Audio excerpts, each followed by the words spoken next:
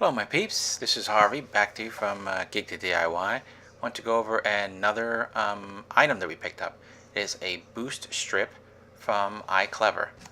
What we have in here is a small power strip that has 3 AC outlets and 4 USB powered outlets. Each one's individually powered from the AC outlet versus the USB outlet. So you can have your AC power going on at the same time as powering up your USBs, or manually shut off your one or the other just to have the other one running.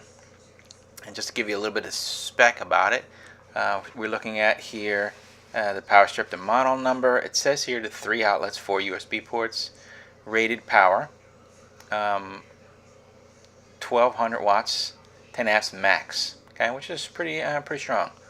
Your USB is 5 volts, okay, 2.4 amps max at the maximum of 25 watts. It looks like it's pretty strong. It'll be well worth it to charge an Android phone, a tablet, and so forth. And you can see this came from iClever.com, purchased through Amazon.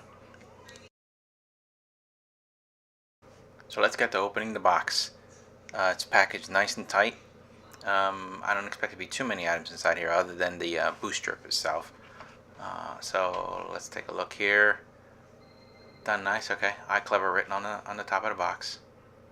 Pretty cool. And then inside, what I expected, we got ourselves a little warranty card. A little bit of directions, just very small user manual, and the device itself. As you can see, it's nice and clean. Matches the desk, so it's going to be pretty hidden very well. And it looks pretty decent. Alright, so there's no surprises a power strip, so let's put it to use and try and power something. I'm going to use my LG G3, and as you can see, there's a slit right in the middle there, and without the case on there, and kind of with the case on too, it fits in there, but it's nice and smooth in here without the case. So I decided to try it this way. I'm going to use the cable that came with it and plug it in there as usual. The first time you put it in, you always put it in backwards, and plug it into the bottom of my phone so I can charge it. The whole point of this is to try to save some space. So we'll put it up inside here and get it as soon as I can get it to fit inside there. Boom. Alright, now we're going to give it some power. Give it a second and watch. Boom. Okay. Lights up. And let's see here. Charging my phone, as long as I don't drop it. Cool. Phone was charged previously already, so it is giving me some juice. It would maintain it if I would leave it plugged in, set it aside at a night table or something like that overnight. So now we have 3 plugs in the back of this that they also can have power. Alright. So here's a smaller side plug, and you can see once I put it in there, it's pretty tight. It's pretty tight. So this is meant really for some smaller plugs. Look at that. I try to plug in that plug and the one for my iPad, and it can't fit. It just simply can't fit.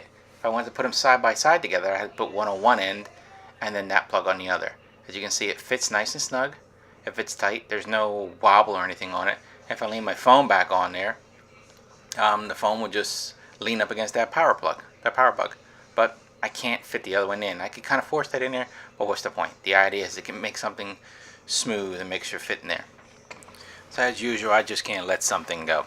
I want to make sure that I can use that extra plug in addition to what I'm using. I misspoke earlier. It's not my iPad plug that I have here, but the plug for my MacBook.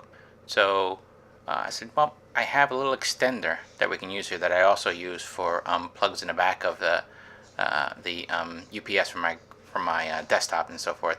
So that fits thin enough there to fit in between the bug that's there already. Okay, look how it fits tight, nice and tight up in there, but nice and normal tight, not like wobbly or anything like that, or too weird. So it fits in here. There's just enough extension to hang down on the table, or hang it down a little further, and I can plug in the bug for the lamp. This saves me from losing one of the from losing the center part. Okay, so now instead of just using 2 plugs and have one useless, I can use all 3. Alright, let's plug something else in. I have my Android watch, my Asus Zen watch, that I want to charge in here. So now I have the MacBook charging. I have a light on. I have my LG G3 charging. And I also want to charge my watch. So I got to plug in a cable that came with the watch. Let it connect in. And let's give it some juice. Look at that. It's charging. So again, there's 4 things going on here. The watch is charging, the cell phone is charging, and the MacBook's being used, and so is the light. So 2 things charging up in here, and 2 things plugged on the other side, and none of them without a deficiency in power. I have to say I'm pretty pleased with this because of the way it's used and the way it's designed. I can have the USBs on and the AC outlets on, or one or the other or neither, and still plugged in, and obviously you can see there's space for my phone.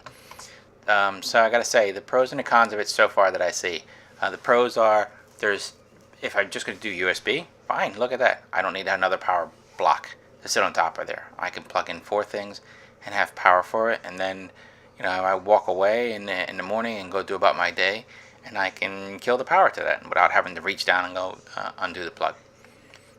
Negative I can see about the push buttons on either side is they're not lit, so I can't really tell if it's on or not. I would love to have seen this as push down, that the buttons would light up, and I can see, yeah, there's power to it. So I'm just assuming that there's power to it by that design.